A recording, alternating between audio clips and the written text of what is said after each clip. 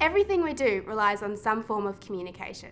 That's why every parent we meet lists communication as a key developmental goal for their child.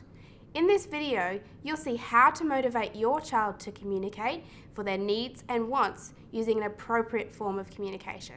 In View, Out of Reach is a great activity. It provides a logical reason for a child to communicate, allowing for an immediate reward for good communication.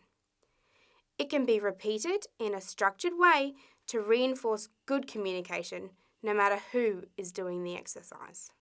Before you start any activity, make sure you're prepared well in advance to give your child the best chance of success. Think of a time where they're going to be alert and receptive, like mid-morning. Clear an area where you can be together at the same level, whether that's on the floor or at a table. Make sure your space is free of distractions, turning off radios, TVs and phones. Most important and challenging of all, put your anxious parent face away and put on your calm and unshakable play school face. To prepare for the activity In View, Out of Reach, you'll need a reasonably large plastic container with a tight lid. That will be tricky for your child's little fingers to open. You may also choose a lid with clip-on latches on the sides. Now, choose one of your child's favourite things and place it in the box. This could be something like a favourite DVD, their favourite Thomas the Tank Engine toy, or a delicious sweet treat. Make sure you can easily see what's inside the container. Once the container's ready, sit opposite your child with your eyes at the same level. Place the box between you. Your child might try and open the box. Place your hands palms up on your lap or on the table to show your child that you're there to help. Look at your child, ready for them to make a physical gesture to you or to make eye contact. There are 3 types of communication we're hoping to achieve with this activity: eye contact, gestures, or verbal communication. There are variations on what will happen next. If your child has some language, they may say a word or make a sound.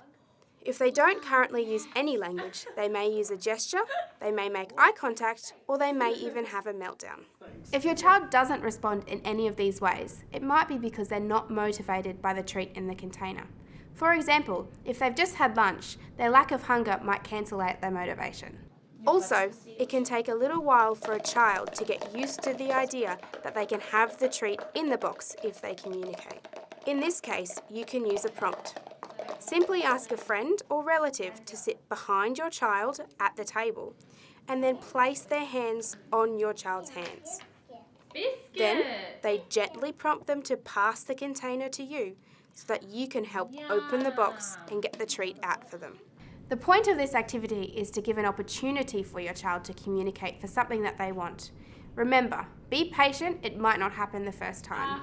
As well as using a prompt, ensure you reward any initiation, including a hand gesture, a look, or some language. However, stay neutral otherwise and don't reward a tantrum. The same preparation applies for our choices strategy. So consider the time of day, what your environment's like, and whether your child is alert and receptive. Choices is a great activity because it gives your child power and options and an opportunity to use different language. The aim of the activity is to get your child to make a choice and to understand what that choice means. For the purpose of this exercise, we will limit the choice to 2 favoured items. Sometimes you can try and choose between a less favoured item and a favourite. But if your child chooses the less favourite item when they are learning this activity, it may cause an upset.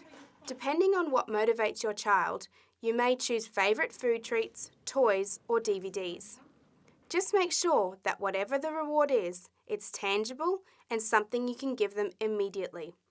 Never make it something that can't be delivered until the next day or weekend. In this example, we'll have a train in your left hand and a cookie in your right hand. Place both hands in front of you in a neutral position.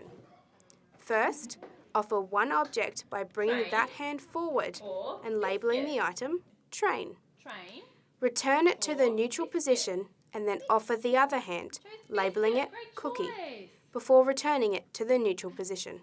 Ideally, what will happen now is your child will choose one of the objects, by either gesturing toward it, looking at it, or using language.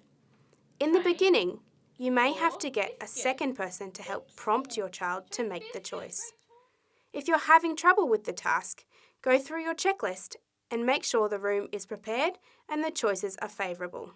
Once the choice has been made, label the item your child chose and put the other object away and out of sight.